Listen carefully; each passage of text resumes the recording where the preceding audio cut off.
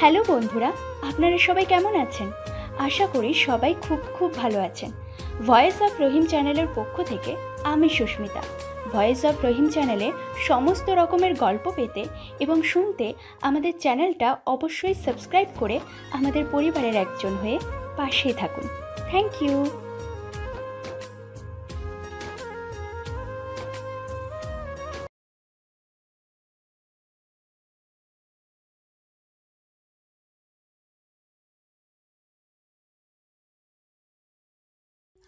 কালো রঙের মার্সিডিজ বেঞ্জি গাড়িটি দাঁড়িয়ে আছে চৌধুরী ভিলার সামনে। মিনিট 10 পরে বেরিয়ে এলো সুদর্শন এক যুবককে দেখতে পেয়ে গাড়ির ড্রাইভার গাড়ির দরজা খুলে দিয়ে বলে উঠল, সালাম সাহেব, স্যার আপনার জন্য গাড়ি পাঠিয়েছে। বলেই মাথা নিচু করে গাড়ির চাবিটি যুবকের দিকে এগিয়ে দিল ড্রাইভার। যুবকের গোলাপি সম্মিশ্রণ ঠোঁট প্রশস্ত হলো। চাবি নিয়ে গাড়িতে উঠে বসে পকেট থেকে ফোন বের করে ডায়াল করলো কাঙ্ক্ষিত নম্বরে। ফোন কানে তুলে বলে উঠল, দেখা হচ্ছে তাহলে বিয়েতে, রাখি, বাই। কথা শেষ করে ফোনটি রেখে যুবকটি প্রায় কয়েক কিলোমিটার ড্রাইভ করে গাড়ি নিয়ে পৌঁছালো বিশাল বড় একটা বাড়ির সামনে। যার বাড়িতে বিয়ের আয়োজন তিনি এই শহরে বিশাল বড় মাপের একজন নামকরা শিল্পপতি। তারই ছোট ছেলের আজ বিয়ে। আপনারা হয়তো এবার ভাবছেন, তাহলে এই যুবকের সাথে এনেদের সম্পর্ক কি? তাই তো বলছি একটু ধৈর্য ধরুন। আসলে আজ যে বিয়ের অনুষ্ঠানে এই যুবক নিমন্ত্রিত হয়ে এসেছে সে তারই অফিসের একজন কর্মচারী। এবার হয়তো ভাবছেন যে এত বড় একজন শিল্পপতির ছেলে হয়ে নিজের বাবার ব্যবসার কাজে চোখ না দিয়ে অন্য কোম্পানিতেই বা জব করতে যাওয়ার কারণ কি, তাই তো? এই একই কথাই গাড়িতে বসে বসে ভাবছে যুবকটি। যুবকের নাম রুদ্র চৌধুরী।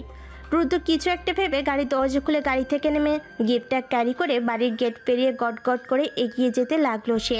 অফিসের বসকে দূর থেকে দেখি স্বাগতম জানাতে এগিয়ে গেল সূর্য।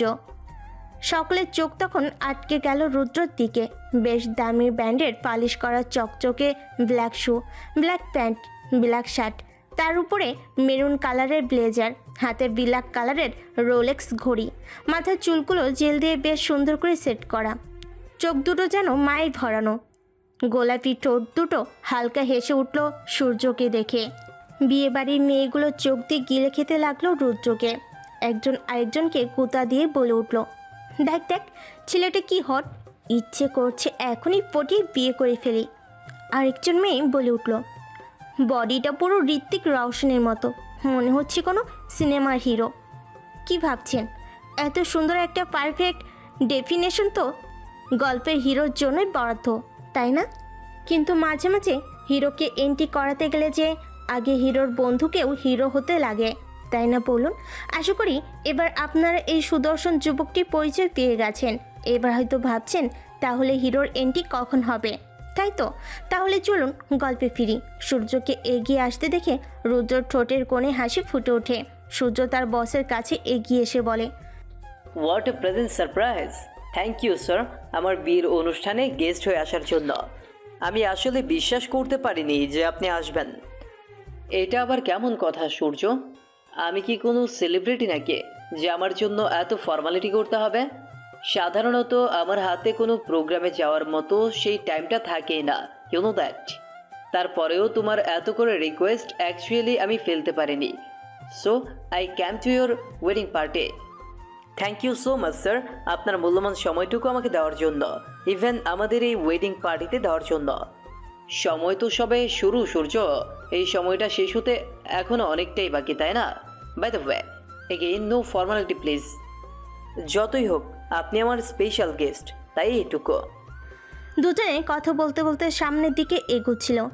হঠাৎই সূর্যর এরূপ কথায় রুদ্র হাঁটা থামিয়ে দাঁড়িয়ে পড়ল এবং সেই সাথে সূর্যকে পুরো কথাটা শেষ করতে না দিয়েই সে কথার মাঝখানে সূর্যকে উদ্দেশ্য করে বলে উঠল, ওয়েট, কি বললে? আরেকবার রিপিট করো তো প্লিজ। সূর্য খুশিতে গদগদ হয়ে বলে উঠল, আপনি আমার স্পেশাল গেস্ট। কথাটাকে স্যার আরেকবার রিপিট করতে বলে বেশ ঘাবড়ে গিয়েই কথাটা পুনরায় বলল সূর্য। এদিকে সূর্যর মুখে এই আপনি আমার স্পেশাল গেস্ট কথাটা শুনে রুদ্র হেসে সূর্যকে উদ্দেশ্য করে বলে উঠল, তুমি বোধহয় ভুলে গেছো যে আজকের স্পেশাল গেস্ট শুধু আমিই না, আমার সাথে আরও একজন আছে, এবং সে হলো তোমার তরফ থেকে আজকের এই পার্টির সব থেকে বড় গেস্ট। ইভেন তোমার, আমার এবং আমাদের অফিসের বস। সে না আসতে চাইলে তো এখানে আমারই আসা হতো না।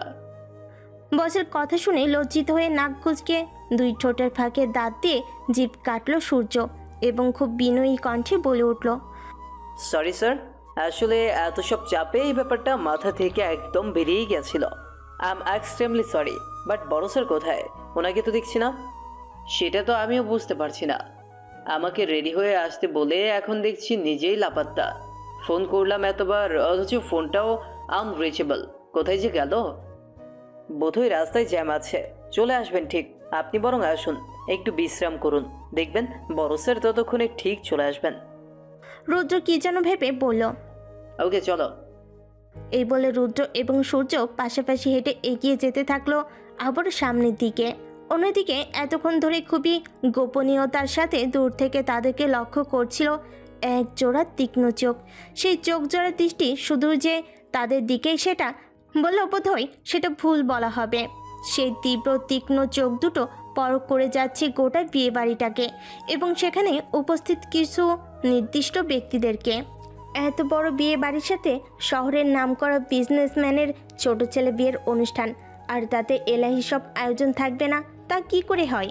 সারা বাড়িটা যেমন ফুলের সমারোহে সজ্জিত হয়ে উঠেছে, তেমনি রয়েছে খাবার দাবারের বিশাল বড় এক আয়োজন।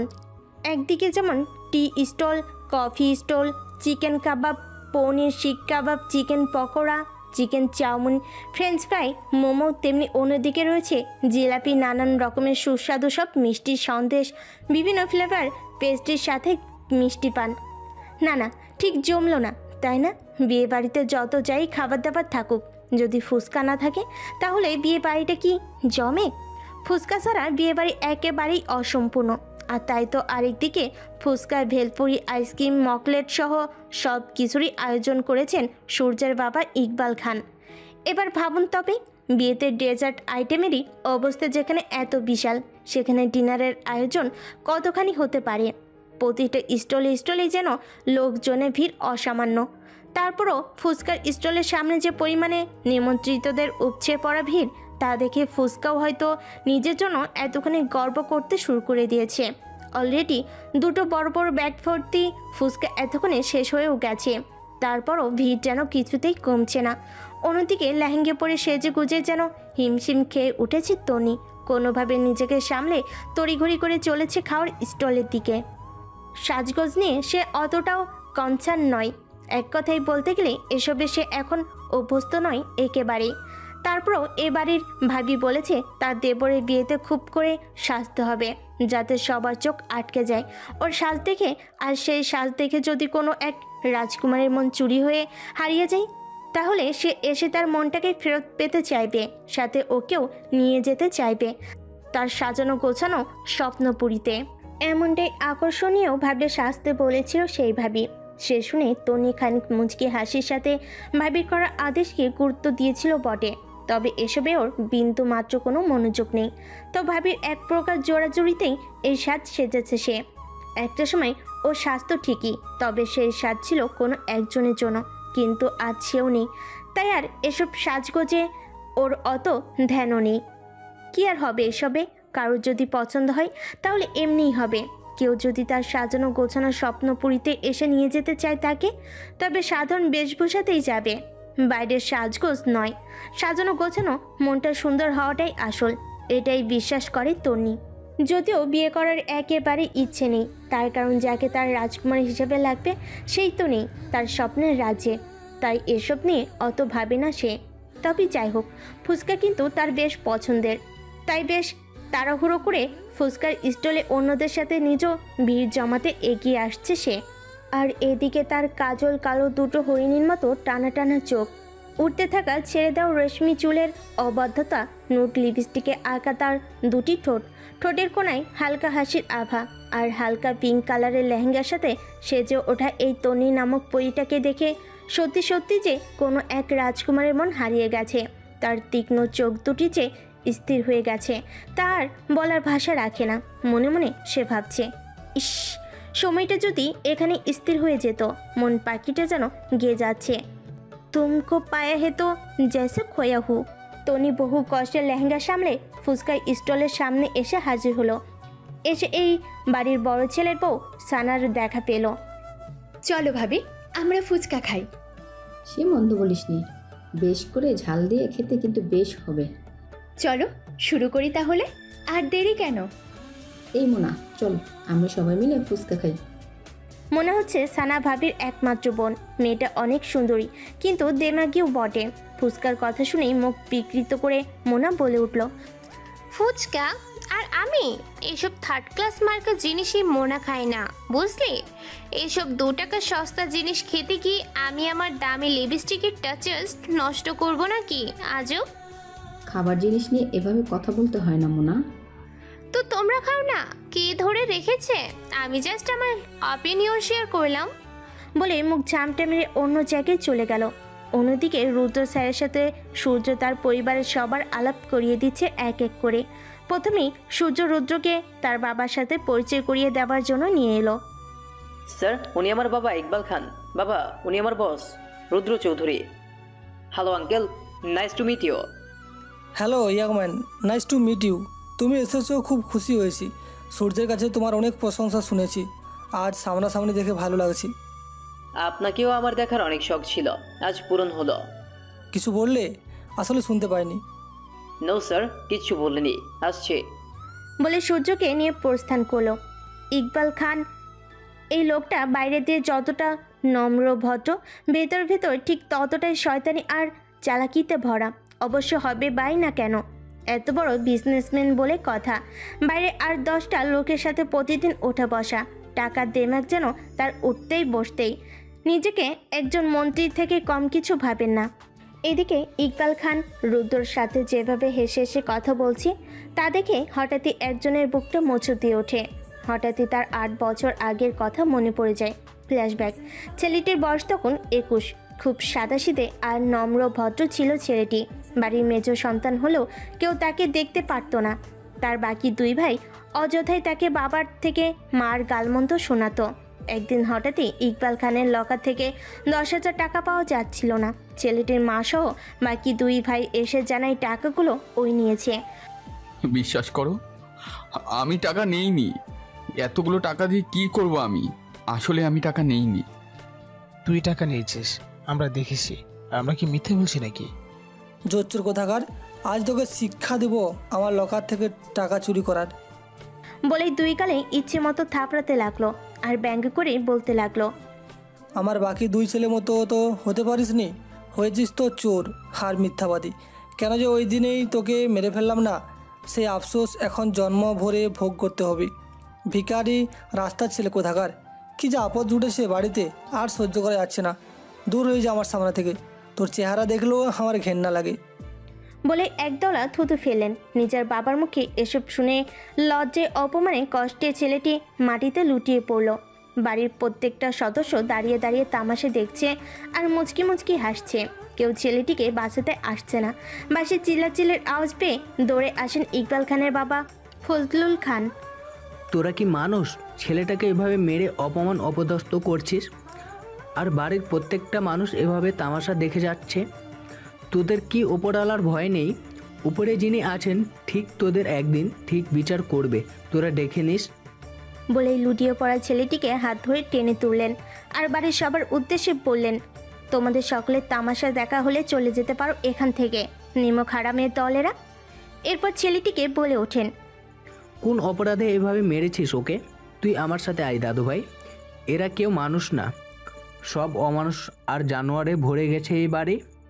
ছেলেটির ধ্যান ভেঙে যায় শব্দে। ছেলেটির হঠাৎই তার দাদুর কথা মনে পড়ে। খুব ভালোবাসতো তাকে। দাদুর কথা মনে পড়তেই ছেলেটির চোখ ভিজে ওঠে নোনা জলে। হাতের আঙ্গুলের সাহায্যে জল মুছে দেখতে থাকে বাকি ঘটনা। এদিকে ইকবাল খানের সাথে পরিচয়ের পর সূর্য তার মা জাহানারা বেগমের সাথে রুদ্রর পরিচয় করাতে নিয়ে এসেছে। সূর্যের মা জাহানারা বেগম বিয়ে বাড়িতে আসা গেস্টদের সামলাচ্ছিলেন। মা, ইনি হচ্ছেন আমার স্যার রুদ্র চৌধুরী। রুদ্রকে দেখে খুব বেশি খুশি হলেন জাহানারা। তুমি এসেছো, খুব খুশি হয়েছি বাবা। সূর্য, তোমার কথা বাসায় অনেক বলে। তুমি অনেক ব্যস্ত নাকি থাকো, তোমার মূল্যবান সময় আমাদের দিয়েছো, আমরা অনেক খুশি হয়েছি। না আন্টি, আসলে তেমন কিছু না। সারাক্ষণ বিদেশি ক্লায়েন্টদের সাথে কথা বলতে হয়, তাই কোথাও যেতে পারি না। বলে মমতা ভরা হাসি উপহার দিলেন। এদিকে জাহানারা বেগম রুদ্রর সাথে যেভাবে নম্রভাবে কথা বলছেন তা দেখে হঠাৎই একজনের রাগে ক্ষোভে চক্ষু জোড়া লাল হয়ে ওঠে। মনে পড়ে যায় একটা ঘটনার কথা। জাহানারা বেগম এই মহিলা বাইরে থেকে যতটা সজ্জন, ভেতরে মনটা তার ততটাই অসজ্জিত। বাড়ি থেকে সে আরও এক কাঠি উপরে। কোথায় কি হচ্ছে, কার মনে কি চলছে, সব যেন আগে থেকে আন্দাজ করে ফেলতে পারেন এই মহিলা। এমনকি বাড়ির কাজের মহিলার কাছ থেকেও আশেপাশের প্রতিবেশীদের বাড়ির খোঁজখবর নিতে একটু ভোলেন না। জাহানারা বেগম আর রুদ্রের হাসি মুখে কথা বলা দেখে রাগের জল শক্ত হয়ে চক্ষু রক্তবর্ণ ধারণ করলো তাদের পর্যবেক্ষণকারী ছেলেটির। হঠাৎই ছেলেটির একটি জঘন্য অতীত মনে পড়ে যায়। রমজান চলছে, সবাই রোজা রেখেছে। ইফতারের সময় জাহানারা বেগম সবার প্লেটে খেজুর, ছোলা, বেগুনি, পেঁয়াজু আরও ফলমূল তুলে দিচ্ছেন, আর ছেলেটির দিকে একটি প্লেট ছুঁড়ে দিল। এই নে নাও বেটা, এই শুকনো মুড়িগুলো নিয়ে এখান থেকে বিদায় হ। মা, আমিও তোমাদের সবার সাথে বসে ইফতার করতে চাই। ফকিরের বাচ্চার সাহস কত বড়, আমাদের সাথে খাবে? আমার ছেলেরা কারোর সাথে বসে খেতে পারে না। তুই তোর রুমে যা। মা, এই শুকনো মুড়ি কিভাবে খাবো? আমাকে একটা পেঁয়াজু বা আলুর চপ দিবে? কটমটিয়ে জাহানারা ছেলেটির দিকে তাকালো। আলুর চপ খেতে চাস? তাই তো, দাঁড়া দিচ্ছি। বলে রান্নাঘরে গিয়ে ছেলেটিকে ডেকে ওঠালো। এই ভিখারি ছোট লোক, একটু রান্নাঘরে আয় তো। ছেলেটি মন খারাপ করে শুকনো মুড়িগুলো নিয়ে রান্নাঘরে যেতেই, তোর হাতটা দে তো এদিকে। ছেলেটি ভেবেছে হয়তো কিছু খেতে দেবে। জাহানারা খুশি হয়ে হাত বাড়িয়ে দিয়ে আস্তে বলে ওঠে, মা, আমাকে বেশি কিছু দিতে হবে না, একটা পেঁয়াজু বা আলুর চপ দিলেই চলে যাবে। জাহানারা চুলায় গরম করা লাল টকটকে খুন্তি চুলা থেকে বের করে ছেলেটির বাড়িয়ে দেওয়া হাতে চেপে ধরে। এই নে তোর আলুর চপ, পেঁয়াজু।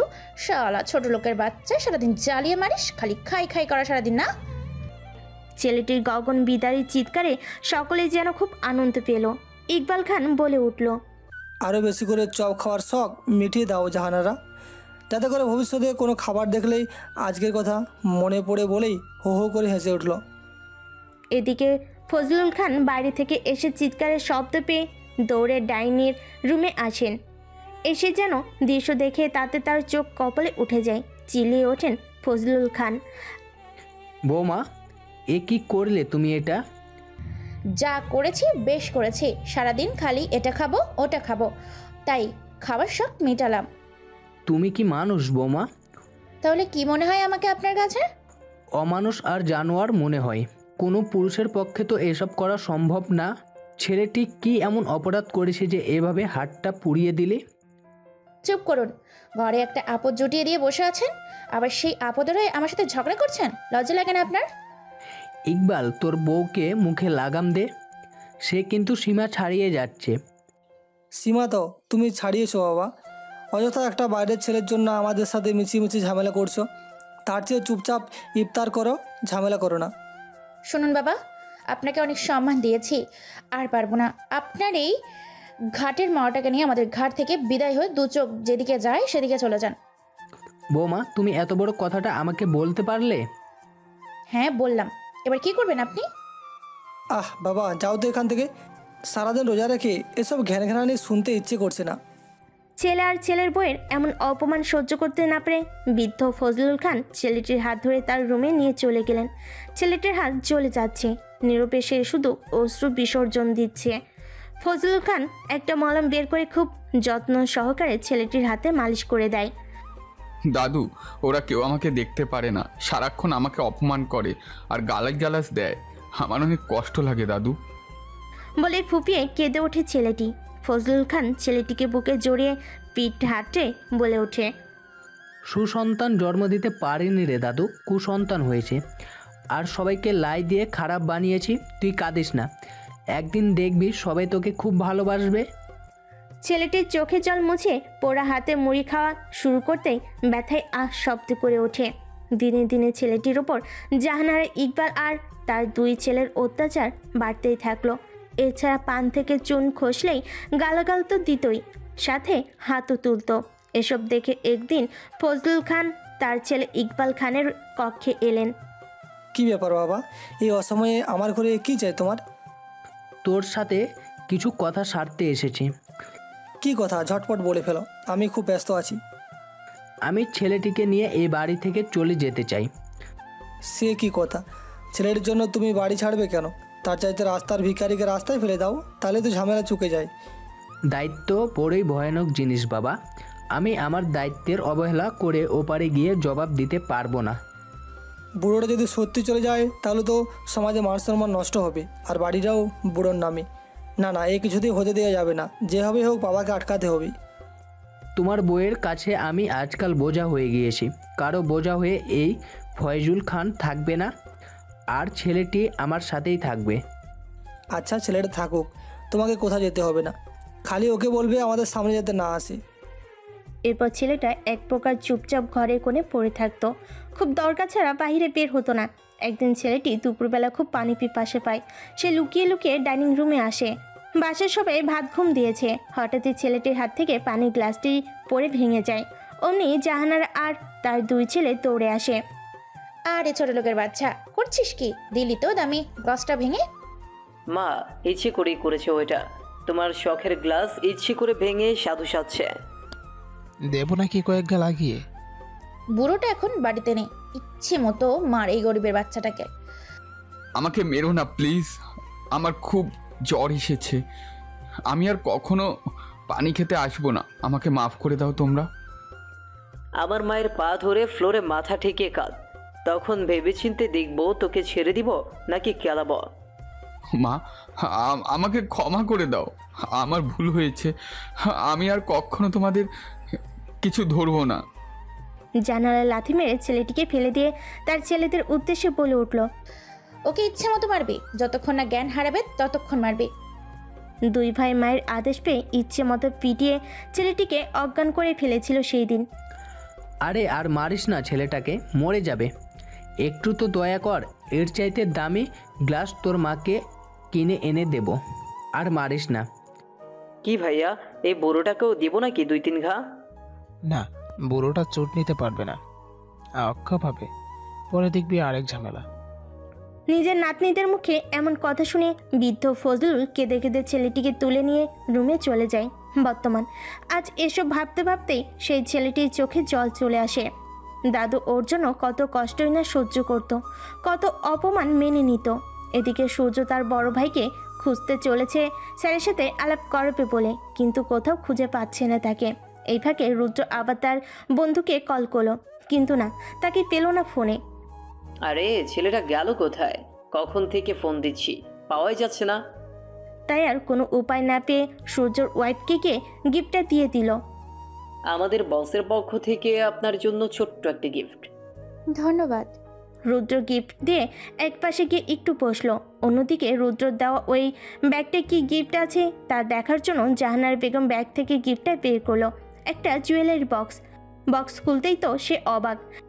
এত দামি ব্র্যান্ডেড ডায়মন্ড নেকলেস, এত দাম? কম করে তো 2 লাখ টাকা হবে। এত সুন্দর নেকলেসটা দেখে জাহানারা বেগম তো হা হয়ে তাকিয়ে আছেন সেদিকে, আর অন্যদিকে রুমা বেগমের দুটো চোখ যেন লোভে চকচক করছে। ইস, এক্ষুনি যদি এই নেকলেসটা নিয়ে নিতে পারতাম, যেমন সুন্দর তেমন দামি।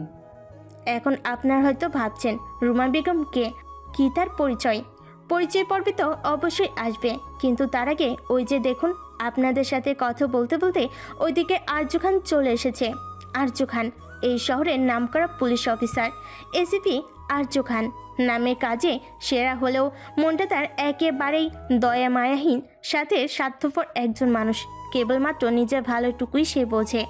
ওর কোনো কিছুতেই কেউ 1% ভাগ বসালে তার থেকে সে কড়াই গন্ডাই সেই ভাগ বুঝে নিতে দুবারও ভাবে না। তার জন্য তাকে যত নিচে নামতে হয় সে নামতে রাজি। ওদিকে সূর্য তার বড় ভাইকে নিয়ে চলেছে রুদ্র স্যারের সাথে তার বড় ভাইয়ের পরিচয় করতে।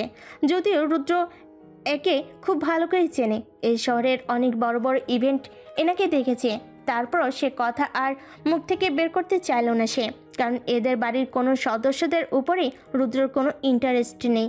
তার পেছনেও অবশ্য একটা গল্প আছে। ভিডিওর সাথে থাকুন, তাহলে সেই রহস্যের কারণ জানতে পারবেন। স্যার, ওই তো ভাইয়া এসে গেছে। চলুন আপনাদের পরিচয় করিয়ে দিই। Sure, why not. ভাইয়া, এই হচ্ছে আমার স্যার, চৌধুরী গ্রুপ অ্যান্ড কোম্পানির director Rudra Chowdhury. Hello Rudra Chowdhury, nice to meet you. It's our first meeting. Hello mister Arya, same to you. এরই মাঝে একটা বাচ্চা আইসক্রিম খেতে খেতে যাচ্ছিল, আর হঠাৎই কোনো একজনের সাথে ধাক্কা লেগে সেই আইসক্রিমটা গিয়ে পড়ে আর্যর ব্লেজারের উপর। নিজের রাগ সামলাতে না পেরে ধমকে ওঠে বাচ্চাটিকে। চোখ কোথায় রেখে হাঁটিস? দেখে চলতে পারিস না? বেয়াদব বাচ্চা, দিলি তো আমার দামি ব্লেজারটা নষ্ট করে। এই, তোর বাবা মা কোথায়? জানিস এই ব্লেজারের দাম কত পড়েছে বানাতে? 40,000 টাকা ব্লেজার তুই নষ্ট করলি। তোর ওজনের চাইতেও বেশি এই ব্লেজারের দাম। এই রাস্কেলগুলো যে কোথা থেকে আসে? সরি আঙ্কেল, আমি দেখিনি, আমি ইচ্ছা করে দেইনি। বেশি কথা বললে মারবো ঠাঠিয়ে এক চর। যা দূর হ সামনে থেকে। আমি উঠতে পারছি না আঙ্কেল, আমার পায়ে চোট লেগেছে। বলেই কাঁদতে থাকলো। রুদ্র আদর করে বাচ্চাটিকে কোলে তুলে নিল। ওলে বাবালে, মামনি কোথায় চোট পেয়েছো দেখি তো, আঙ্কেলকে দেখাও। আঙ্কেল ম্যাজিক করে ভালো করে দিবে এক্ষুনি। এসব আদিক্ষেতা দেখে আর্যের গা জ্বলে উঠল, কিন্তু মুখে কিছুই পড়ল না। রুদ্র আর্যকে উদ্দেশ্য করে বলল, একটুই তো লেগেছে, এত রিয়েক্ট করার কিছুই নেই। তাছাড়া বাচ্চা মানুষ, অবশ্যই ইচ্ছে করে করেনি। আপনি প্লিজ শান্ত হন। অন্যদিকে আংশিক ঘটে যাওয়া এই ঘটনা দেখে কোনো একজনের মনে পড়েছে অতীতে তার সাথে ঘটে যাওয়া এমনই এক ঘটনার কথা। ফ্ল্যাশব্যাক 4 বছর আগের কথা। এই ভিখারির বাচ্চা ছোট লোক চোকায়, এদিকে আয়, শোন। হ্যাঁ মা, বলো। এই বাড়িতে বসে বসে অনেক খেয়েছিস, একদম শরীরে চর্বি বাঁধিয়েছিস। আজ থেকে সমস্ত চাকর বাদ, তুই সব কাজ করবি বাসায়। শুধু তুই নয়, আমার ছেলের কি কি লাগবে না লাগবে সব দেখভাল করবি। যদি এর হেরফের হয় তাহলে দেখবি আমি জাহানারা কি জিনিস। ঠিক আছে মা, আমি তোমার সব আদেশ অক্ষরে অক্ষরে পালন করব। আচ্ছা তাই নাকি? তবে দেখা যাক। যা, ঘরের সকল কাজ শেষ করে 1 ঘন্টার ভেতরে এসে আমার পা টিপবি। আজকাল শরীরের খুব ম্যাচ করে। যা, সর এখান থেকে সর। ছেলেটির মাথা নিচু করে চলে যেতেই আর্য ডেকে উঠল, এই শালা চাকর, এদিকে আয়। জি ভাইয়া, বলো। মারবো ঠাঠিয়ে এক চর। সাহস কত বড় আমাকে ভাইয়া ডাকা হচ্ছে? স্যার ডাক, স্যার। জি স্যার। এই টি শার্টটা ভালো করে ধুয়ে শুকিয়ে ইস্ত্রি করে ভাঁজ করে রাখবি। সন্ধ্যায় পার্টিতে যাব বন্ধুদের সাথে। যদি একটু 19-20 হয়েছে, পিঠের চামড়া তুলে নেব। জি স্যার, আমি সুন্দর করে ইস্ত্রি করে ভাঁজ করে রাখবো। ছেলেটি টি শার্ট ধুয়ে শুকিয়ে ইস্ত্রি করে ঘরের কাজকর্ম করতে চলে যায়। চুপি চুপি জাহানারা খান আর্যর রুমে ঢুকে ইস্ত্রি করা টি শার্ট কষলে মুড়িয়ে হাতে থাকা কড়া লিগারের চা ঢেলে দেয় টি শার্টের উপর। ফকিন্নির বাচ্চা, এবার দেখবি কেমন মজা লাগে। বলে হাসতে হাসতে নিজের রুমে চলে গেলেন। ছেলেটি ঘরের কাজকর্ম শেষ করে জাহানারা পা টিপছিল। হঠাৎই আর্যর চিৎকার চেঁচামেচির আওয়াজ পাওয়া গেল। এই ফকিনির বাচ্চা চাকর কোথাকার তুই? ছেলেটি ভয়ে আড়ষ্ট হয়ে আর্যর সামনে গিয়ে দাঁড়ায়। স্যার, আমাকে ডাকছেন? এই দেখ কি করেছিস তুই। আমার টি শার্টের ইচ্ছে করে এমন করেছিস, তাই না? টি শার্টের ভয়াবহ অবস্থা দেখে ছেলেটি কেঁপে ওঠে। বিশ্বাস করো ভাইয়া, আমি এটা করিনি। আমি তো সুন্দর করে ইস্ত্রি করে ভাঁজ করে তোমার রুমে বিছানায় রেখে এসেছিলাম। কোমরের বেল্ট খুলতে খুলতে, যত বড় মুখ নয় তত বড় কথা। আমার মুখে মুখে কথা বলিস, আজ তোর চামড়া তুলে লবণ ভরবো আমি। ছেলেটি ভয়ে জাহানারের কাছে গিয়ে কাকুতি মিনতি করে। মা, আমাকে বাঁচাও। তুমি বুঝিয়ে বলো না যে আমি তোমার রুমেই ছিলাম। আমি এই কাজ করিনি মা। জাহানার ছেলেটিকে ধাক্কা মেরে আর্যর পায়ের কাছে ফেলে দিয়ে সোফায় গিয়ে বসলো। আর্য শরীরের সমস্ত শক্তি দিয়ে পেটাতে থাকলো ছেলেটিকে। ছেলেটি ফুলরে গড়াগড়ি দিয়ে কাঁদছে। ভাইয়া, আমি সহ্য করতে পারছি না। প্লিজ আমাকে আর মেরো না। মাফ করে দাও ভাইয়া, ছেড়ে দাও প্লিজ। আর্য আর সূর্য মিলে ইচ্ছে মতো পেটাচ্ছে ছেলেটিকে, আর ছেলেটা শুধু পায়ে পড়ে কেঁদে যাচ্ছে। এদিকে জাহানারা বেগম বারবার দরজার দিকে উকি দিয়ে দেখছেন ফজলুল খান আবানা এসে পড়ে। ভালোই হয়েছে বুড়োটা আজ বাসায় নেই, হাঁটতে বেরিয়েছে। এই গরিবের বাচ্চার জন্য বুড়ো দরদ একেবারে উতলে পড়ছে। শোন ছোট লোকের বাচ্চা, আজকের মারের কথা যদি এই বুড়োটাকে বলেছিস, জিপ কেটে নেব। আমি কাউকে কিছু বলবো না ভাইয়া, আমাকে ছেড়ে দাও। পৃথিবীতে এত মানুষ মরে, তুই কেন মরিস না? আর তুই মরলে আমাদের হাড় জ্বালাবে কে? এই জন্যই তো জমের ঘরে বেঁধে এসেছিস বুঝি? এই ছেলে, যত সামনে থেকে, তোর ফ্যাচ ফ্যাচ কান্না দেখে আরো রাগ উঠে যাচ্ছে। ছেলেটিকে দুই ভাই মিলে এমনভাবে মেরেছে যে ছেলেটি দাঁড়ানোর শক্তিটুকু পাচ্ছে না, কিন্তু তাদের অপমানে আর ধমকে হামাগুড়ি দিয়ে সে তার রুমে চলে আসে। বর্তমানে এত বছর পর কথাগুলো মনে পড়তেই চোখের কণে জল এসে ভিড় করে ছেলেটার। এদিকে আর্য ভাবছে যেহেতু অনেক গরম পড়েছে তাই একটু আইসক্রিম খেলে মন্দ হয় না। মিস্টার রুদ্র, আমরা বিয়ে বাড়িতে কিছুতেই কমতি রাখিনি, ছোট ভাইয়ের বিয়ে বলে কথা। জি মিস্টার আর্য, তা নিজের চোখেই দেখতে পাচ্ছি। ওই যে আইসক্রিমের স্টল দেখতে পাচ্ছেন, চলুন একটু কুলফি খেয়ে শরীর ঠান্ডা করে নেওয়া যাক। শিওর শিওর, চলুন। আর্য রুদ্রকে নিয়ে হাঁটতে হাঁটতে আইসক্রিমের স্টলের সামনে এসে দেয়। নিজেকে বড় জাহির করতেই ছোট পেশার মানুষগুলোকে তুইতুকারি আর শ্লেষপূর্ণ কথা বলে যেন তার শান্তি। এই ছোট, সবচেয়ে দামি যে আইসক্রিমটা আছে তোর ফ্রিজে সেটা দে তো।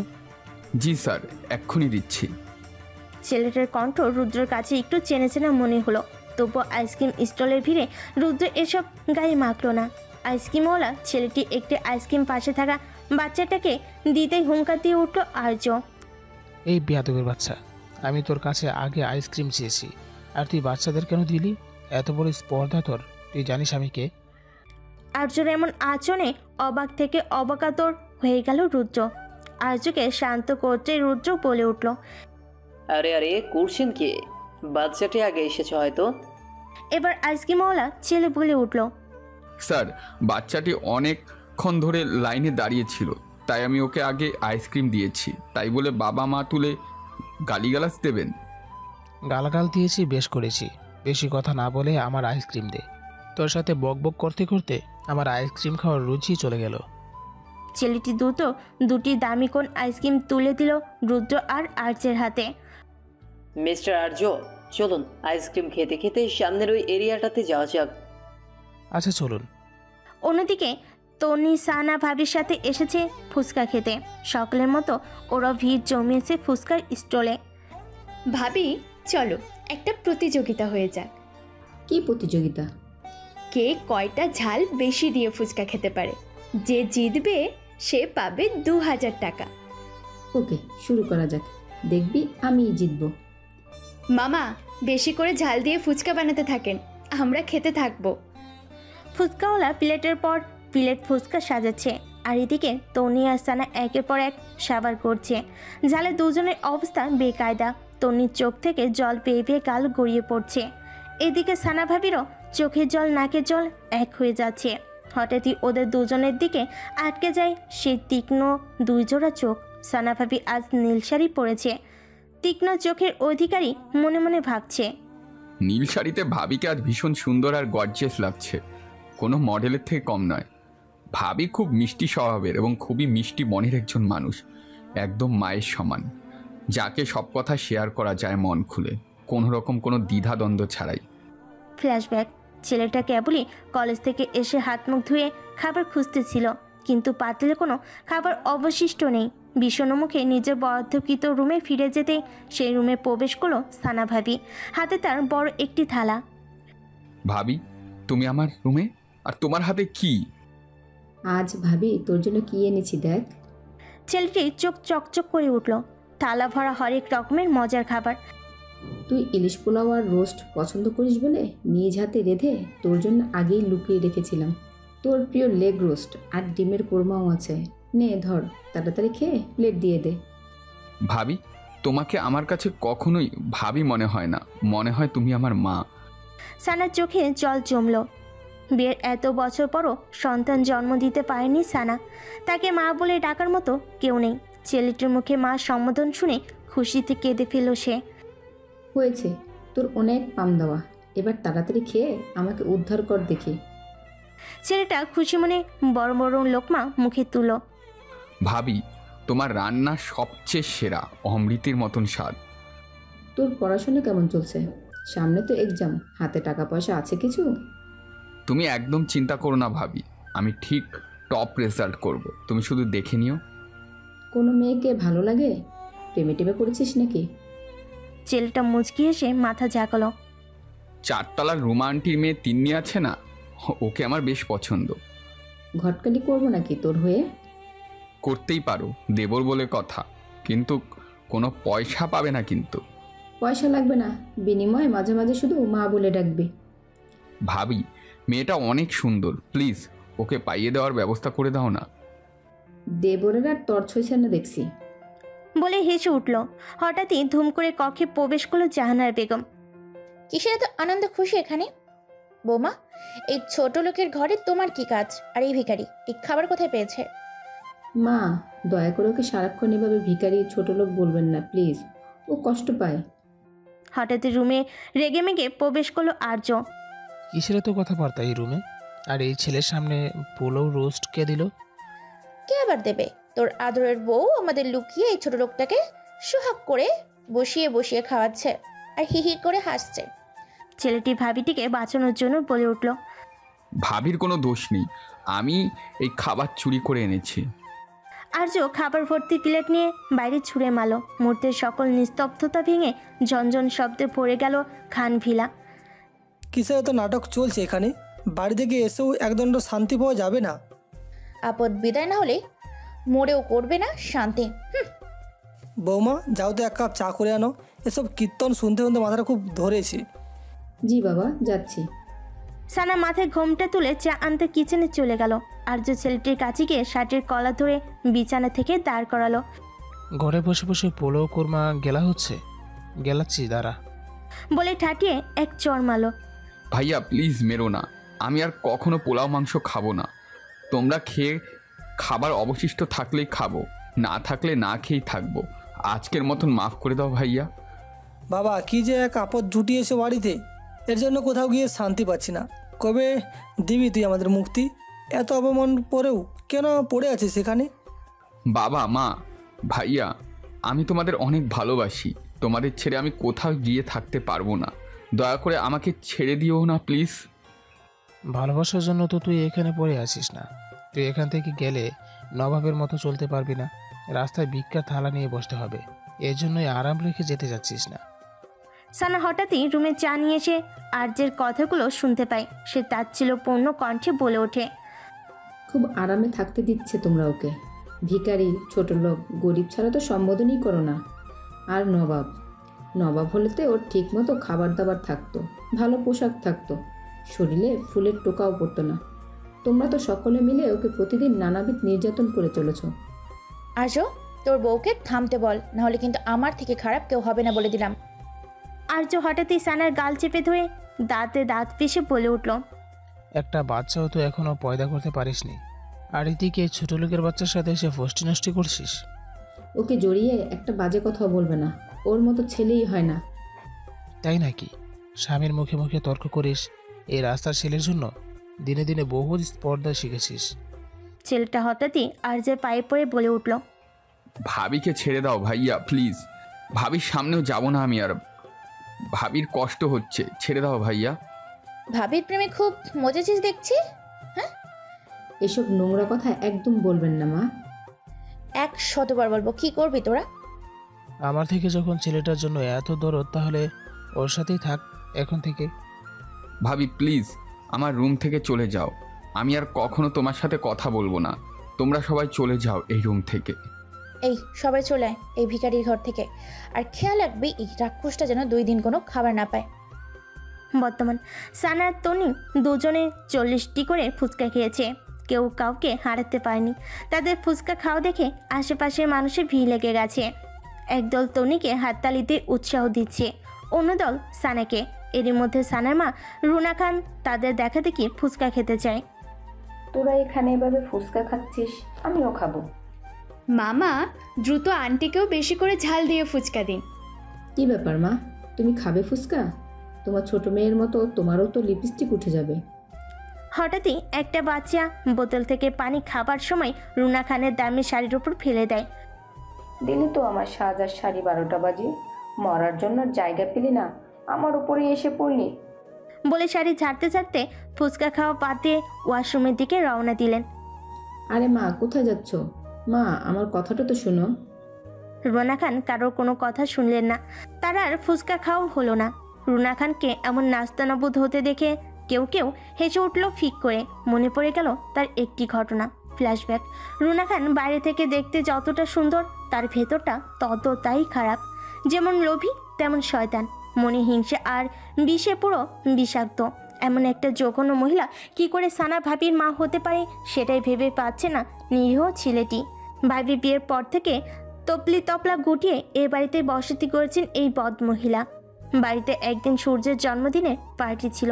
ছেলেটির ভালো কোনো কাপড় চোপড় ছিল না। পার্টিতে পরার জন্য একটি শার্ট ধুয়ে ইস্ত্রি করে রেখে গোসল করতে যায়। গোসল সেরে রুমে এসে রেডি হয়ে পার্টিতে গেলে দেখা যায় রুনা খানের সঙ্গে। এই ছেলে, এদিকে একটু আয় তো। জি আন্টি বলুন। ওই টেবিল থেকে আমার জন্য এক গ্লাস জুস নিয়ে আয়, গলাটা শুকিয়ে গেছে। এই নিন আন্টি আপনার জুস। রুনা খান এক চুমুক দিতেই পুরো জুস ছেলেটির গায়ে ছুঁড়ে মারল। কি এনেছি সেটা, চিনি ছাড়া? ছেলেটি নিজের পোশাকের দিকে তাকিয়ে অবাক হয়ে গেল। পুরো শার্ট ভিজে গেছে। এটা কি করলেন আন্টি? এখন আমি পার্টিতে যাব কি করে? তোর মতো ছোট লোক আবার কিসের পার্টি কিসের? এসব তো বড় লোক আর হাই সোসাইটি মেনটেনকারীদের জন্য। তুই বরং চাকরের কাজ কর, এটাই তোকে ভালো মানাবে। ছেলেটি তার ভেজা শার্টের দিকে তাকিয়ে কিছুক্ষণ নীরব রইল। এরপর মন খারাপ করে নিজের রুমে ফিরে এলো। এদিকে তন্নি সারা বাড়ি খুঁজে চলেছে ছেলেটিকে। হাতে তার একটি প্যাকেট। সে মূলত এই প্যাকেটটি দিতে ছেলেটিকে খুঁজছে। আরে কোথাও তো দেখতে পাচ্ছি না, গেলটা কোথায়? তন্নি খুঁজতে খুঁজতে ছেলেটার রুমে চলে আসে। তন্নিকে নিজের রুমে দেখে অবাক হয়ে যায় ছেলেটি। আরে তন্নি, তুমি এখানে? কেন, আসতে নিষেধ আছে? না, আমি সেটা বলিনি। তন্নি ছেলেটার দিকে প্যাকেটটা এগিয়ে দিয়ে বলে ওঠে, এটা তোমার জন্য। কি আছে এখানে? খুলে দেখো কি আছে। ছেলেটি দ্রুত প্যাকেট খুলে অবাক হয়ে বলে ওঠে, নতুন শার্ট? হ্যাঁ, পছন্দ হয়েছে? ছেলেটি তন্নির দেওয়া নতুন শার্ট গায়ে জড়িয়ে পার্টিতে চলে আসে। ছেলেটির গায়ে নতুন শার্ট দেখে রুনা খান বলে ওঠে, তোর মতো ভিখারির গায়ে ব্র্যান্ডেড শার্ট? নিশ্চয়ই সূর্য না হয় আর্জেন্ট থেকে চুরি করেছিস না? এসব কি বলছেন আন্টি? আমি চুরি করিনি। সানা হঠাৎই এসে, মা, এই শার্ট আমি ওকে দিয়েছি। সারাক্ষণ ওর পিছে লেগে কি শাস্তি পাও তোমরা? এই ছোট, তুই যা এখান থেকে। রাস্তায় ভিখারির সামনে নিজের মেয়ের মুখের এমন অপমান সহ্য করতে পারলেন না রুনা খান। মনে মনে ভাবলেন, শালা ভিখারির বাচ্চা, এই বাড়ি থেকে মিথ্যা অপবাদ দিয়ে তোকে যদি না তাড়িয়েছে তবে আমার নামও রুনা খান নয়। এমন ফাঁসাবো বাপ বাপ করে পালাবি। বলে মনে এক জঘন্য ফন্দি আটল রুনা খান। ফ্ল্যাশব্যাক। দিনটি ছিল শুক্রবার। সকলের আজ ছুটি দিন। বাড়ির প্রত্যেকটা সদস্য ঘুমাচ্ছে। ছেলেটি বাড়ির সকল কাজ গুছিয়ে কেবলই একটু খেতে বসেছে। এরই মধ্যে রুনা খানের গগন বিদারী চিৎকার শুনতে পাওয়া গেল। আল্লাহ রে, আমার সর্বনাশ হয়ে গেল রে। এখন আমার কি হবে? কোথায় পাবো আমি এটা এখন? রুনা খানের কান্নার আওয়াজে এক একে প্রত্যেকে হুড়মুড় করে ঘুম থেকে ড্রয়িং রুমে এসে জড়ো হলো। অবাক হয়ে সকলে হয়ে জানতে চাইল কেন সে কাঁদছে। কি হয়েছে বেন? এত সাত সকালে মরা কান্না জুড়েছেন কেন? কি হয়েছে মা, খুলে বলো, কি হয়েছে? তোর বাবার দেয়া ডায়মন্ডের নেকলেসটা কোথাও পাচ্ছি না রে। সূর্যের জন্মদিনের পার্টি থেকে এসে টেবিলের ওপরেই রেখেছিলাম। বলে আবার কান্না শুরু করলেন। বেয়ান, এভাবে কাঁদবেন না। হয়তো আছে ঘরের ভিতরেই কোথাও একটা, ভালো করে খুঁজলেই পাবেন। সকাল থেকে এ পর্যন্ত খুঁজেই চলেছি, কোথাও পাচ্ছি না। মনে হচ্ছে কেউ চুরি করেছে। এসব কি বলছে মা? এসিপি আরজু চৌধুরী বাড়ি থেকে জিনিস বাইরের মানুষ এসে চুরি করবে, এরকম চুরের জন্মই হয়নি। বাইরের চোরের থেকে ঘরের চোর বেশি ক্ষতিকর বাবা। আমি চাই সবার রুম চেক করা হোক। প্রথমে গুরু হারুন চাচার রুম চেক করা হোক। হারুন চাচা এবারের সবচেয়ে বিশ্বস্ত আর পুরনো কাজের লোক। ইকবাল খানের দাদার আমল থেকে তিনি এই বাড়িতে আছেন। খুব ছোট বয়সে এই বাড়ির আঙ্গিনায় পা রেখেছিলেন হারুন চাচা। তার রুম চেকের কথা শুনে ইকবাল খান বলে উঠল, আপনার মাথা ঠিক আছে বেয়ান? হারুন চাচাকে আমরা জন্মের পর থেকে দেখে আসছি। আমার বাপ দাদা এই হারুন চাচার উপর সংসারের দায়িত্ব চাপিয়ে নিশ্চিন্তে থাকতেন। বেআইনি যেহেতু সন্দেহ হচ্ছে তাহলে করুক না চেক। হারুন চাচা, চুরি না করলে ভয় কিসের? রুম চেক করার কথা শুনে বাড়ির সবচেয়ে বৃদ্ধ বয়স্ক চাকর হারুন বলে উঠল, মরার আগে এমন দিনও দেখে যেতে হবে ভাবতে পারিনি। 50 বছর ধরে এই বাড়িতে আছে, আজ প্রথম আমার ঘর চেক করা হবে। বাড়ির মেজো ছেলেটি এতক্ষণ ধরে সব পর্যবেক্ষণ করছিল। ঘটনা কি ঘটেছে না ঘটেছে কিছু তার বোধগম্য হচ্ছে না। হঠাৎই রুনা খান বলে উঠল, হারুনের পর ওই ভিখারির ঘরটাও তল্লাশি চালানো হোক। কালও বারবার আমার হীরের দিকে নজর দিয়েছে, আমি দেখেছি। রুনা খানের কথাটি শুনে ছেলেটি অবাকের চূড়ান্ত পর্যায়ে চলে গেল। এসব কি বলছেন আন্টি? আমি আবার কখন আপনার হাড়ের দিকে নজর দিলাম? এই তুই চুপ থাক, বাড়ির প্রত্যেকের ঘরে তল্লাশি নেওয়া হবে। এই সূর্য চল। সূর্য আর আর্য মিলে একে একে সবার ঘর তল্লাশি চালিয়েও কিছু পেল না। এরপর সবাই ছেলেটির রুমে ঢুকলো। গোছানো রুম নিমিষে এলোমেলো করে ফেললো আর্য আর সূর্য। এদিকে ফজলুল খান গিয়েছে সকালে নামাজ পড়ে মর্নিং ওয়াক করতে। আর্য সব কিছু খুঁজে ছেলেটির ছোট আলমারিটি খুললো। কাপড় চোপড় এলোমেলো করে খুঁজতে খুঁজতে বেরিয়ে এলো হীরের হার। সকলেই অবাক হয়ে গেল। এক একজনে এক এক ধরনের কথা বলতে লাগলো। তলে তুলে এত বড় চোর হয়েছিস, আমার নাকের ডগায় বসে আমারই শাশুড়ির হাড় চুরি করেছিস। এর পরিমাণ কত ভয়াবহ হবে তুই জানিস? বড় ভাইয়া বিশ্বাস করো, আমি চুরি করিনি, আমি আসলেই চুরি করিনি। চুরি করিসনি? তাহলে এটা হেঁটে হেঁটে তোর রুমে এসে আলমারিতে লুকিয়েছে? মা আমি সত্যি বলছি, আমি জানি না এই হার কিভাবে আমার আলমারিতে এলো, কিন্তু এটা আমি চুরি করিনি। ইকবাল খান ক্রোধে ফেটে পড়লেন। আশেপাশে খুঁজে সরু লম্বা একটা লাঠি পেলেন, সেটা নিয়ে ছেলেটির দিকে এগিয়ে গেলেন। অনেক হয়েছে তোর জ্বালাতন, আজ তোকে মেরে তবেই চিরতরে ঘর থেকে বিদায় করব। বহুত জ্বালিয়েছিস বলে মারতে উদ্যত হলো ইকবাল খান। বাবা আমাকে মেরো না, আমি সত্যি ওনার হার নেইনি। আমি এই হার দিয়ে কি করব বলো? চোরের মায়ের বড় গলা, ভিখারি ছোট লোক কোথাকার। ইকবাল খান নিজের শরীরের সমস্ত শক্তি দিয়ে ছেলেটিকে পেটালেন। আর ছেলেটি বাঁচার জন্য কাকতি মিনতি করে যাচ্ছে কেঁদে কেঁদে। তবু ইকবাল খান শুনছেন না। হারুন চাচা এই দৃশ্য দেখে আর সহ্য করতে পারলেন না। ইকবাল খানের হাত ধরে থামিয়ে বলে উঠলেন, ওকে আর মেরো না বাবা, আমি ছোট থেকে ওকে কোলে পিঠে করে মানুষ করেছি। ও কখনো এমন হেন কাজ করতে পারে না। তোমাদের কোথাও ভুল হচ্ছে। ইকবাল খান রাগে ফুঁসতে থাকলেন। হারুন চাচা অনুনয় বিনয় করে লাঠি কেড়ে নিয়ে ছেলেটিকে হাত ধরে টেনে তুললেন। দাদু ভাই তুই আমার সাথে আমার রুমে আয়। ছেলেটিকে নিয়ে হারুন চাচা চলে গেলেন। রুনা খান আর্যের রুমে আসেন। আর্য খুব মনোযোগের সহিত অফিসের একটা দরকারি ফাইল দেখছিল। এরই মধ্যে রুনা খান বিভিন্ন কথা বলে কাঁদতে শুরু করলেন। বাবা আর্য, তোমার দাদা আর ওই হারুনের নাই পেয়ে এই বজ্জাত ছেলেটা তোমাদের ঘাড়ে চেপে বসেছে।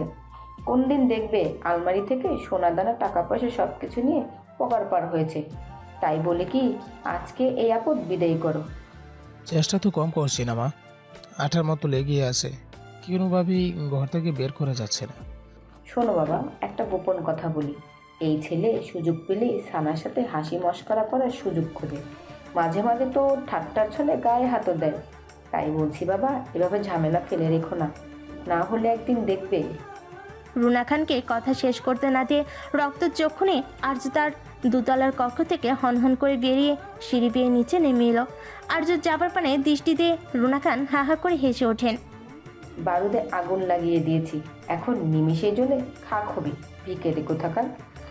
এদিকে হারুন চাচা গোপনে ফজলুল খানের নম্বর ডায়াল করেন। সাহেব তাড়াতাড়ি বাসায় আসুন। আপনি নিয়ে সেই সুযোগে ছেলেটিকে রুনা ম্যাডাম মিথ্যে হার চোরের অপবাদ দিয়ে সকলের হাতে মার খাওয়াচ্ছে। ঠিক আছে, আমি এক্ষুনি আসছি।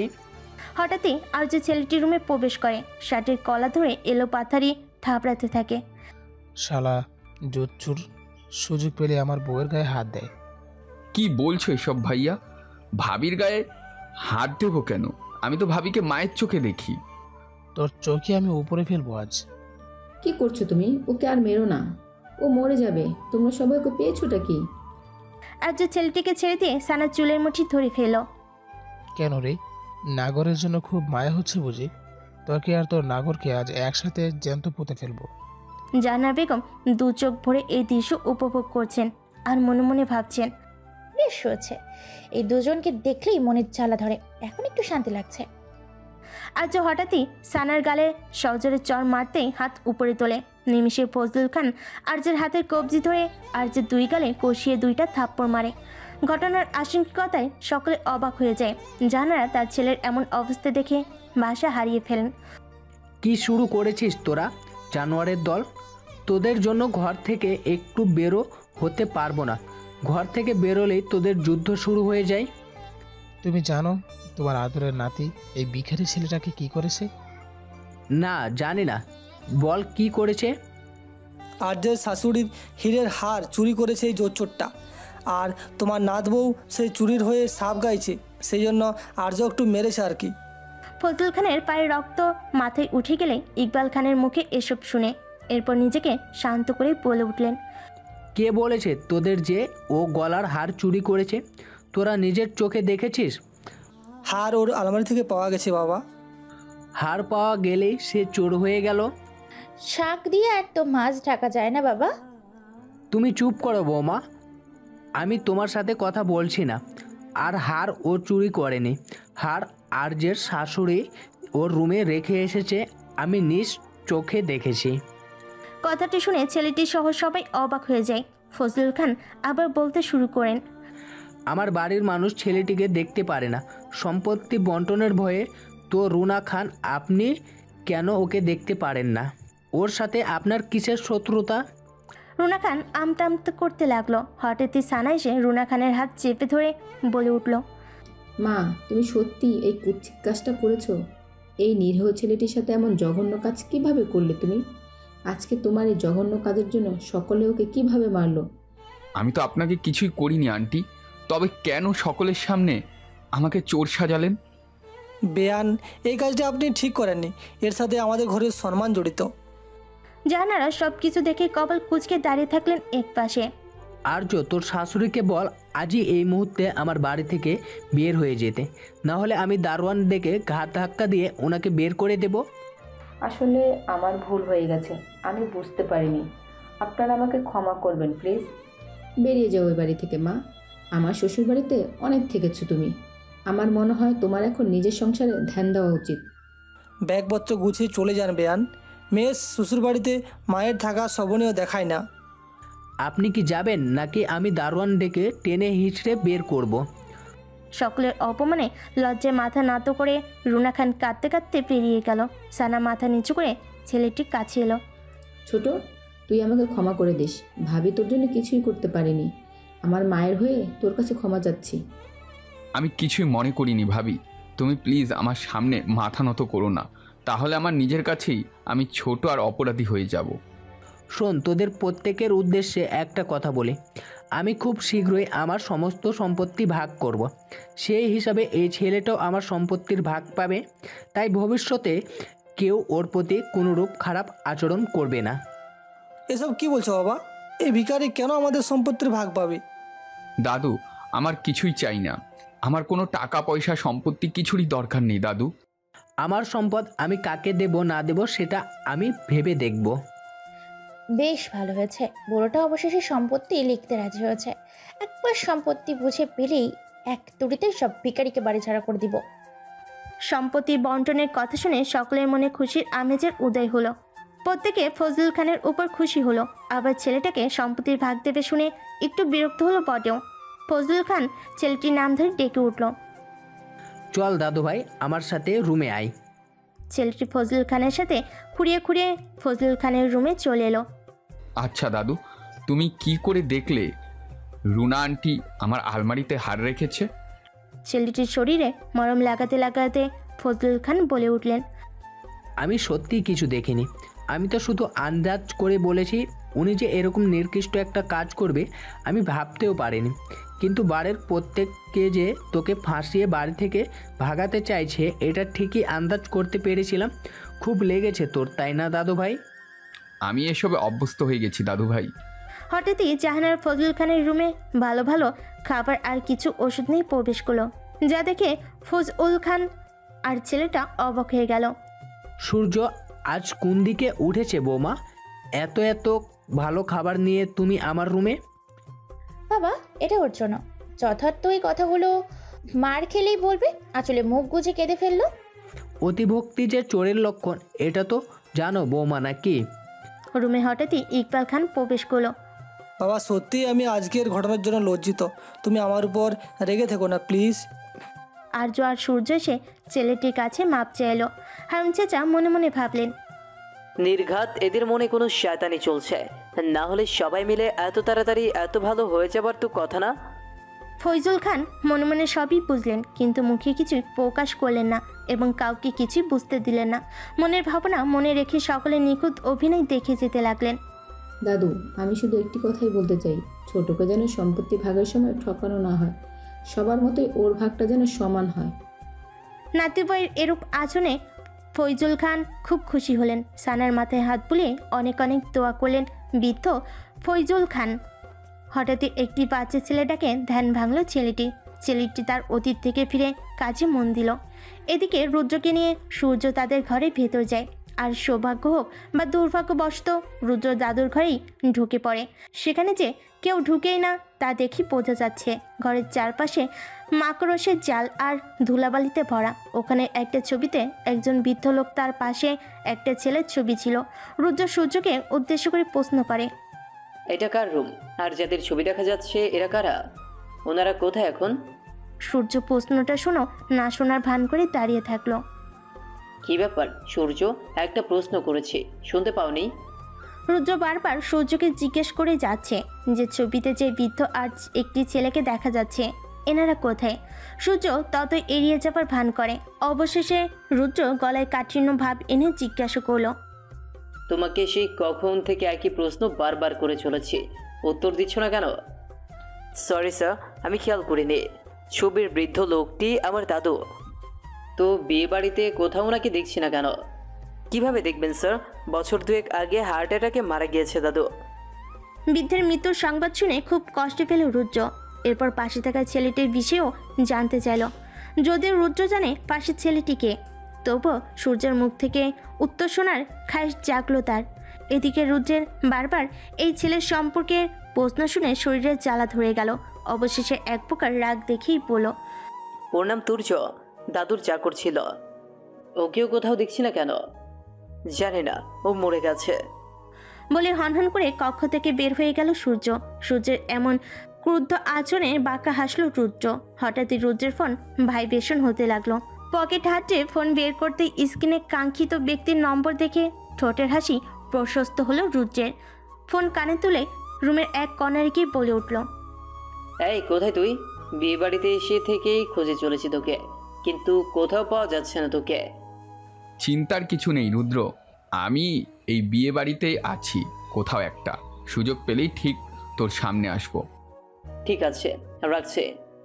রুদ্র ফোন কেটে বাইরে আসতে সূর্যের সাথে দেখা হলো রুদ্রের। এরপর রুদ্র আর সূর্য মিলে পুরো বাড়িটি দেখতে লাগলো। হঠাৎই সূর্যের বলা কথাটা মনে পড়ে গেল এবং একটা সাইডে গিয়ে পরিচিত সেই নম্বরে ফোন করে। হ্যালো। জানিস, ঘুরতে ঘুরতে তোর আর দাদুর ছবি পেলাম দাদুর ঘরে। সূর্যকে তোর কথা জিজ্ঞেস করতেই বলে উঠলো তুই নাকি মারা গিয়েছিস। নিজের মৃত্যুর কথা শুনে ছেলেটি খুব দুঃখ পেল এবং তার একটি জঘন্য অতীত মনে পড়ে গেল। ফ্ল্যাশব্যাক। সূর্য আর ওই ছেলেটি একই কলেজে পড়াশোনা করত। যদিও সূর্য ছেলেটির থেকে 2 বছরের ছোট, তবুও তারা একই কলেজে পড়তো। সূর্য কলেজে খারাপ বখাটে ছেলেদের সাথে মিশে গলে যাচ্ছিল। মদ, গাঁজা, নেশাপান এগুলোই যেন তার ছিল প্রধান কাজ। শুধু তারই নয়, কলেজের প্রত্যেকটা মেয়েকে সূর্য বিরক্ত করত। অনেকদিন ছেলেটি নিজের চোখে এসব দেখার পর সিদ্ধান্ত নেয় যে ও দাদুকে সব জানাবে। আজকে বাসায় গিয়ে দাদুকে সব জানাতে হবে, সূর্যকে এই পথ থেকে ফিরাতে হবে। ছেলেটি কলেজ থেকে ফিরেই ফজলুল খানের কাছে সব বলে। দাদু, আমি আজকে তোমাকে কিছু কথা বলতে চাই। কি কথা দাদু ভাই? এরপর ছেলেটি ইতস্তত করতে থাকে। ভয়ের কিছুই নেই দাদু ভাই, যা বলতে চাও তা সরাসরি বলে ফেলো। দাদু ভাই, সূর্য কলেজের নষ্ট ছেলেদের খপ্পরে পড়ছে। সে মেয়েদের বিরক্ত করে, শুধু তাই নয়, মদ, গাঁজা, সিগারেট সব কিছু খায়। ছেলেটির মুখে সূর্য সম্পর্কে এমন কথা শুনে ফয়জুল খান রাগে কাঁপতে থাকেন। এরপর সূর্য বলে হুঙ্কার ছাড়েন। ড্রয়িং রুমে দাঁড়িয়ে আছে বাড়ির প্রত্যেকটি সদস্য। কি হয়েছে বাবা? সূর্যকে এইভাবে ডাকছেন কেন? সেটা তোমার ছেলেকে জিজ্ঞাসা করো, কি করেছে সে। আমি তো সেরকম কিছুই করিনি বাবা। কিছুই করিসনি? আহা দাদু ভাই, বনিতা না করে কি করেছে সেটা বলে দিলেই পারো। এরপর ফজল খান রাগে কাঁপতে কাঁপতে বলতে থাকেন, তোদের ছেলে কলেজে গিয়ে নষ্টামি করে বেড়াচ্ছে, বাড়ি থেকে কারি কারি টাকা নিয়ে মদ গাঁজা সিগারেট খেয়ে রক্ত পানি করা টাকা উড়াচ্ছে। তোর ছেলের জন্য কোনো মেয়ে কলেজে ঢুকতে পারে না। সূর্য সম্পর্কে এমন কথা শুনে প্রত্যেকেই অবাকের চরম পর্যায়ে পৌঁছে যায়। ফজল খান নিজের রাগ সংবরণ করতে না পেরে সূর্যের গালের সাপাটে 2টা চড় লাগিয়ে দেন। মায়ের আদর পেয়ে পেয়ে খুব শিয়ানা হয়েছিস না? দাদু ভাই, সূর্য যে সত্যি এমন করেছে এর প্রমাণ কি আছে তোমার কাছে? এই ছেলে নিজের চোখে দেখেছে তোর ভাইকে অসভ্যতামি করতে। কি করেছিস তুই সূর্য? একটা বাইরের ছেলে কথার উপর ভিত্তি করে তুমি আমার ছেলের গায়ে হাত তুললে বাবা? ইচ্ছে করেই ভিখারি আমার ছেলেকে ফাঁসাচ্ছে। এই ছেলে মিথ্যে বলেছে দাদু, আমি এমন কিছুই করিনি। যেই শুনেছে সম্পদ ভাগ করবে অমনি আমাকে খারাপ বানানোর জন্য উঠে পড়ে লেগেছে। প্রিয় শ্রোতা বন্ধুরা, গল্পটির প্রথম পর্ব এখানেই শেষ করা হলো। গল্পটি আপনাদের কেমন লেগেছে তা কমেন্টের মাধ্যমে জানাতে ভুলবেন না, এবং চ্যানেলে নতুন হয়ে থাকলে চ্যানেলটিকে সাবস্ক্রাইব করে পাশে থাকা বেল আইকনে প্রেস করে রাখুন, যাতে করে আমাদের প্রত্যেকটি নতুন নতুন গল্পের নোটিফিকেশন আপনাদের কাছেই সবার প্রথম পৌঁছে যায়। দেখা হচ্ছে পরবর্তী গল্পে। ততক্ষণ ভালো থাকবেন, সুস্থ থাকবেন। ধন্যবাদ।